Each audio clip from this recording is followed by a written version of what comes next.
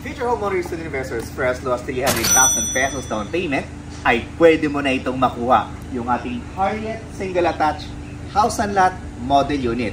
90 square meter ang lot area and 65 square meter naman ang kanyang floor area.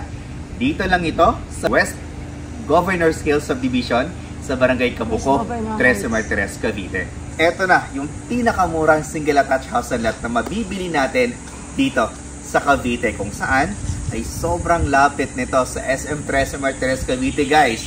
Maybe around 7 minutes away ay andun ka na sa SM Tres Martires. And sabi ko nga po sa inyo kanina, 90 square meter yung lot area.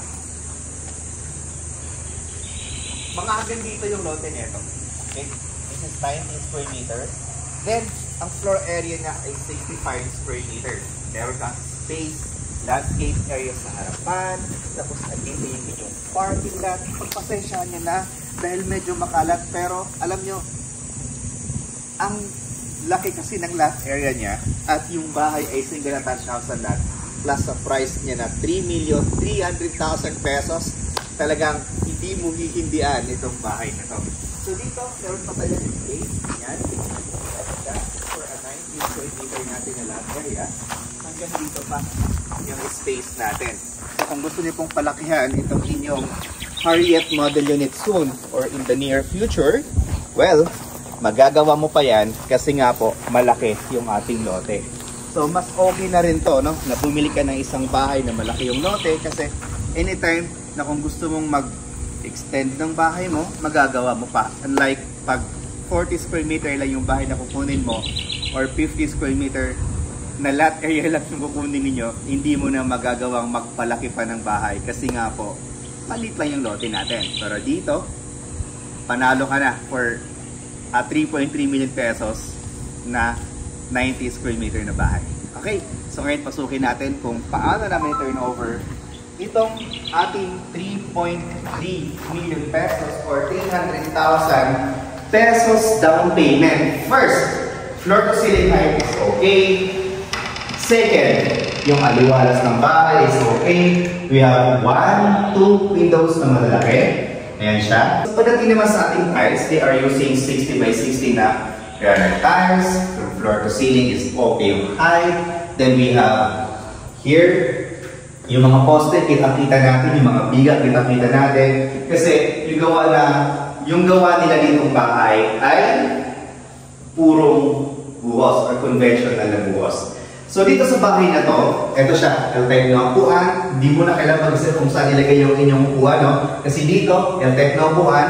Tapos dito naman sa area na to, yung TV ninyo. Or pwede po itong gawing storage area, itong ilalim. Tapos dito, dito mo i-mount yung inyong television sa side na to.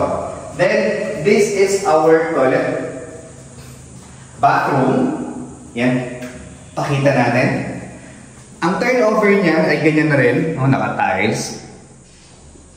Meron tayong shower area, water closet, and of course yung ating lavatory. Move ka. Ulit. Then, dito naman sa side na to, dito natin matatagpuan yung ating kitchen area. Ngayon, kung gusto niyo po na mas malaki yung inyong kitchen area, meron pa tayong space dito sa likod na po pwede natin gamitin in the near future pag once na makalipat kayo. So, lilipat niyo ito dito sa likuran, either dito sa side na to, dito siya, or doon sa side na yun. Or mas maganda pag dito, para kung gusto niyo pumunta sa inyong parking area, dito sa inyong service area, meron pa rin kayong 8-1 palabas dito. O, diba? For 3.3 million pesos, talagang wow! Ang ganda ng bahay. And we have limited inventory na rin ako. So, napakalipis sarap ng inventory namin dito. Sana makahabol po kayo. So, yung turnover natin dito, makikita ninyo no, naka-paint na tayo, may tiles tayo, everything is okay, maliban lang dun sa taas.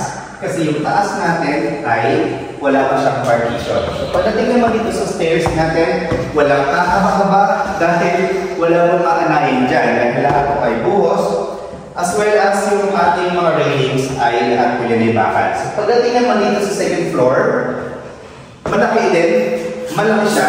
Okay? This is provision for 2 bedrooms. 1 bedroom, then the other bedroom is here. We have 1, 2, 3,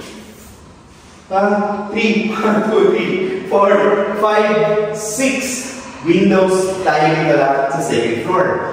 May ceiling na tayo, so ang kulang na lang natin dito ay partition na lang. So hindi ka na dito gagastos ng 100,000 pesos para magkaroon ka ng malalaking kwarto. So imagine na kung ito ay isang bedroom, no? Doon, malaki ng kwarto ninyo sa area na yun. Okay? So again guys, no, yung price na ito ay 3,308,000 pesos. Future homeowners and investors, ito na yung price for our Harriet model unit. So yung minimum lot area natin dito ay 90 square meter. Yung floor area, 65 square meter. Provision for 2 bedrooms, 1 toilet and bath, single attached unit, semi-complete. Kulang na lang natin yung systematic partition. So yung price natin dito ay 3,308,000 pesos. Then, yung ating down payment is only 10%, which is 300,000 pesos. Bawasan natin ito ng reservation fee na 15,000 pesos. Then yung monthly down payment for 18 months ay 17,544. Then, yung balance natin na 90% ay loanable through bank financing. Then for 20 years, yung ating monthly amortization is 23,521. For more details about this project, clippings and reservation, please dial this number na ipa-flash namin sa screen. And if you are new to my channel, can you click the subscribe button at i-hit mo na rin ang notification bell para pag may kaming bagong videos na tulad nito, ay agad namin kayo ma-notify.